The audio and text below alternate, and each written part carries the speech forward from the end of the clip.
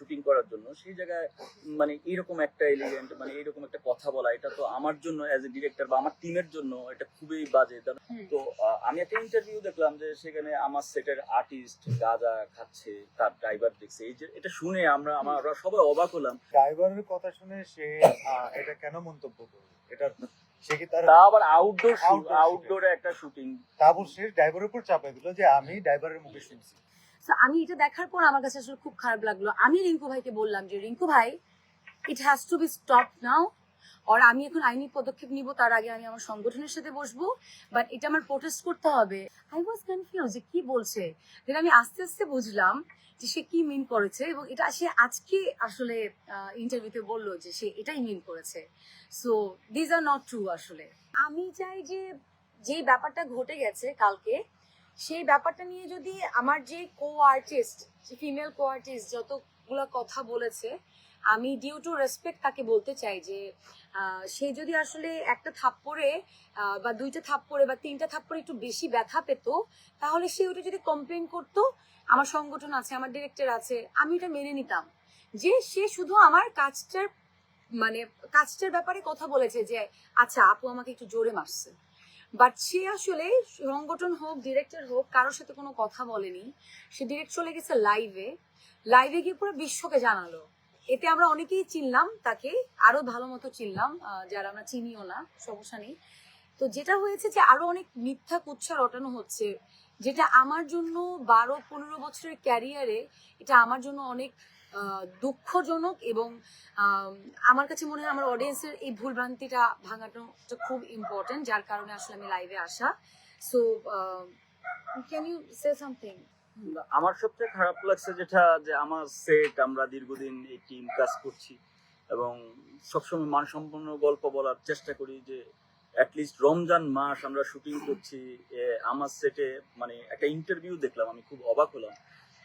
আমি কালকে শুটিং করছি, শুটিং শেষ করতে পারি নাই, মানে শুটিং পাচ্ছি, যে কারণে স্টিল নাও এখন কয়টা বাজে, এখনো আমরা শুট করছি। যেহেতু আমাদের কালকে শুটিং করার কথা শেষ ছিল, শেষ করতে পারিনি বিধায় আমরা আজকে শুটিং করতে হচ্ছে। তো আমি একটা ইন্টারভিউ দেখলাম যে সেখানে আমার সেটের আর্টিস্ট গাঁজা খাচ্ছে, তার ড্রাইভার দেখছে। এই যে এটা শুনে আমরা সবাই অবাক হলাম। রমজান মাস, একটা আউটডোর লোকেশন আছে, এখানে অনেক ধরনের মানুষ, একটা অ্যাডভোকেটের বাসা, ওনাদের ফ্যামিলি মেম্বার, আমরা লোকেশনটা রেকি করে ম্যানেজ করে ওনাদেরকে এই কাজটা লোকেশন গল্পের কারণে আমরা এই জায়গায় আসি শুটিং করার জন্য। সেই জায়গায় মানে এইরকম একটা এলিগেন্ট, মানে এইরকম একটা কথা বলা, এটা তো আমার জন্য অ্যাজ এ ডিরেক্টর বা আমার টিমের জন্য এটা খুবই বাজে। কারণ রমজান মাস বা রমজান মাস না হোক, মানে জিনিসটা হচ্ছে মানে গাঁজা খাচ্ছে, বা উনি যে কথাটা বলছে এটা তো খুবই ভিত্তিহীন। মানে এখানে তারপর ঢুকলাম, মানে এটা খুবই ভিত্তিহীন। উনি বলতে পারতো যে আমার মার্চে আমার লাগছে, সেই বিষয় নিয়ে কথা বলতে পারতো। এবং আমি তাকে বলেছি আপনি প্লিজ থাকেন, সেলিম ভাই আছে এখানে, সেলিম ভাই সিনিয়র আমাদের actor equity president, senior director equity president, actor equity আছে, আপনি ওইখানে বলতে পারেন, বা আমরা বসি, আমরা এটা সমাধান করে ফেলি। কিন্তু উনি কথা শুনলেন না, উনি গাড়ি নিয়ে বের হয়ে গেলেন। দেন তো আপনারা জানেন। বাট আমার সবচেয়ে এখন খারাপ লাগছে যে আমার সেটা আর্টিস্ট গাঁজা খেয়ে মানে অ্যাক্টিং মানে করতে গেছে। এটা শোনার পরে আমরা সবাই আসলে অবাক হয়ে গেলাম যে এত রকম এটা একটা ব্যক্তিগত আক্রমণ বা কোন জায়গায় চলে গেছে আমি বুঝতে পারছি। এবং এটা আমাদের খুব খারাপ লাগছে, মানে অ্যাজ এ ডিরেক্টর আমার খুব খারাপ লাগছে যে আমার সেটে এই ধরনের। আমার কথা ছিল ড্রাইভারের কথা শুনে সে এটা কেন মন্তব্য করবে? এটা সে কি তার আবার আউটডোরে একটা শুটিং, তারপর সে ড্রাইভারের উপর চাপিয়ে দিল যে আমি ড্রাইভারের মুখে শুনছি। ড্রাইভারের মুখে শুনে পাবলিক প্লেসে কেন এই কথা? সেটাই। আমরা এখানে আমার প্রত্যেকটা টিম মেম্বার আছে, সবাই আমরা একসাথে কাজ করছি। আজকে 5 নম্বর দিন এই শুটিংটা আমরা করছি। তো এই জায়গাটা আমারও মনে হয়েছে যে না, এটা নিয়ে কথা বলা উচিত। এটা ক্লিয়ার করার আরেকটা জিনিস আমি মেইনলি বলতে চাই, আমি আসলে আমার লাইফে কোনো লাইভে আসিনি, আমার কাছে মনে হয়েছে ইট হ্যাজ টু বি স্টপ। হ্যাঁ, তো আমি যেমন একটু আগে আমার ফেসবুকে ঢুকলাম, এন্ড আমার একটা বিষয় একটু বলার আছে যে আমি অবশ্যই আইনি পদক্ষেপ নিব এটার বিরুদ্ধে।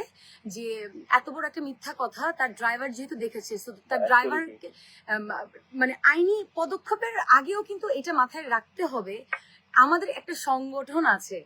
আপনার যদি একটু ব্যথা লেগে থাকে, আমার এখানে কাটা, আমার পায়ে কেটে গেছে, আমরা 5 দিন ধরে শুটিং করছি, আমাদের অনেক অ্যাক্সিডেন্টলি আমাদের লেগে যেতে পারে। সো ব্যক্তিগত আক্রমণটা আপনি আমাকে করেছেন, যেটা আমার মনে হয় আমি যদি করতাম তাহলে আসলে আপনি আমার সেটেই থাকতেন না। আমার কাছে এটা মনে হয়েছে। আপনি আমাকে একটা কথা বললেন যে আপনি হঠাৎ করে আমাকে একটা যাওয়ার সময় একটা কথা বলে গেছে, তোমাদের কি মনে আছে যে যাওয়ার সময় বলে গেছে তুমি আমাকে মারলা, আমি এখনই, আমাকে হুমকি দিয়ে গেছে সে যে আমি সাংবাদিকদেরকে জানাবো, প্রেস কনফারেন্স করবো, সামথিং লাইক দ্যাট। সো তার এটা আসলে প্রি প্ল্যান ছিল। আর তাকে যদি আমি মারতামই, সে প্রথম দিন কেন সেটে কমপ্লেন করেনি? আমি তো তাকে মেরেছি for my character, for my story. So আমি যদি তাকে মারতাম, মানে আমি যদি তাকে ব্যক্তিগত আক্রমণই করতাম, সে কিন্তু প্রথম দিন আমার ডিরেক্টরকে বলতে পারতো, আমার ডিরেক্টর আমাকে বলতো, তখন আমরা জিনিসটা সলভ করতাম। সে সংগঠনকেও জানায়নি, কিন্তু সে ডিরেক্ট চলে গেছে লাইভে। সো উইচ ইজ নট মানে এটা পুরোপুরি কিন্তু ব্যক্তিগত আক্রমণ।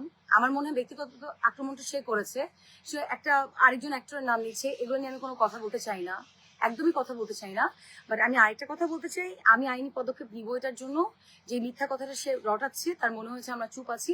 এতগুলা মানুষ এখানে, এতগুলা মানুষকে আমি জোর করে, তারা বাধ্য না কিন্তু আমাকে নিয়ে কথা বলতে, বা এতগুলো মানুষ কিন্তু জোর করে এখানে দাঁড়াবে না আসলে। তো আমি এটা দেখার পর আমার কাছে আসলে খুব খারাপ লাগলো। আমি রিঙ্কু ভাইকে বললাম যে রিঙ্কু ভাই, it has to be stop now.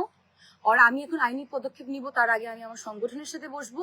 But এটা আমার প্রোটেস্ট করতে হবে, বিকজ আমাদের যে কোনো সেক্টর কি, মানুষ অনেকে নেগেটিভ মনে করে, অনেকে পজিটিভ মনে করে, সব থেকে পজিটিভ নেগেটিভ আছে।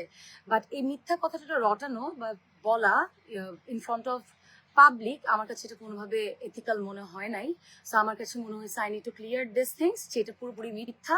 ওয়াশরুমে 1 ঘন্টা থাকা, নেশা করা। ফার্স্টে সে একটা কথা বলেছে যেটা আমি বুঝিই নাই। সে বলেছে যে তার গায়ে থেকে একটা গন্ধ আসছে, 1 ঘন্টা ওয়াশরুমে ছিল। আই ওয়াজ কনফিউজ যে কি বলছে। দেন আমি আস্তে আস্তে বুঝলাম যে সে কি মিন করেছে, এবং এটা সে আজকে আসলে ইন্টারভিউতে বললো যে সে এটাই মিন করেছে। So these are not true, আসলে দিজ আর নট ট্রু। ওই মিথ্যা কথা, মানে এটা কোনোভাবে সম্ভব? মানে আমরা তো এটা আমাদের সাথে সাথে পাবে যে ওয়াশরুমে যাবে, লেট করবে, তুই যা। শুটিং এর প্রয়োজন নিশ্চয় হচ্ছে, বড় বড় চটকারে দেয় রে, ডাল চাল তো লাল হয়ে যেত, সেটা তো মানে পার্সোনালি নেওয়ার কিছু নাই তো। ইভেন হ্যাঁ, এটাই হচ্ছে প্রফেশনালিজম না। হ্যাঁ। কাজের জায়গায় তো অনেক কিছু করতে হবে। আরে ভাই রমজান মাস, সে পাবলিক প্লেসে ব্যথা লাগছে বা এখানে এটা খাইলো। নিয়ে কথা বলতে হবে। একটা বড় বিষয় হলো যেটা মানে ওটা যদি নিয়ে কথা গাঁজা খাইতো, স্বামী অথবা ড্রাইভার কিন্তু এতটুকু অ্যাক্সেস পাবে না যে তানজিন তিশার খুব কাছাকাছি এসে এই গাঁজা খাওয়ার দৃশ্য দেখবে অথবা এটা পাবে। এটা সবচেয়ে বড় একটা ফ্যাক্ট কিন্তু। তো আমরা এটা কিন্তু আসলে এই ফ্যাক্টটা এরকম না, এটা ব্যক্তিগতকরণ করা ও হচ্ছে আর নতুন কি, ভাই, যেটা ও বিষয়। নতুন। তো আমরা যেটা হচ্ছে যে বিষয়টা আছে, ওই বিষয়টা যদি থাকে ওটা নিয়ে আলাপ হইতে হ্যাঁ, পারতো। যদি এটা হ্যাঁ, যে এবং মার হচ্ছে- পর্যন্ত হ্যাঁ, হতো যে situation তার ছিল, গায়ে কিন্তু লেগেছে। এখনো অগোছালো। আমাদের সেটের বিরুদ্ধে কিন্তু একটা এলিগেশন আসছে, যেটা আসলে এটাও অসম্মানজনক আমাদের সেটে। যেটা যেটা So ঘটনা still we are doing shooting. Say already আমাদেরকে ফাঁসি দিয়ে কালকে চলে গেছে, যেটা আমাদের I have to say that. Even আমি কালকে আমার সংগঠনকে যেমন জানিয়েছি, আমাদের সেটে কিন্তু আমার বাবাকে অ্যাক্ট করছে সেলিম ভাই। সেলিম ভাই আমাদের সেটে ছিল, সেখানে সেলিম ভাই সেটে ছিল, তার সাথে কথা বলেনি। আমাদের সিনিয়র আর্টিস্ট, আমাদের ওইটাও আমার একটু বলার আছে যে আমাদের এই পরিবারের জিনিস আমরা নিজেরা সমাধান না করে আগে পাবলিক প্লেজে নিয়ে যাই, তাহলে পাবলিক আমাদের কি পাবে? এটা আমাদের যেমন সম্মানহানি হচ্ছে, সবারই সম্মানহানি হচ্ছে।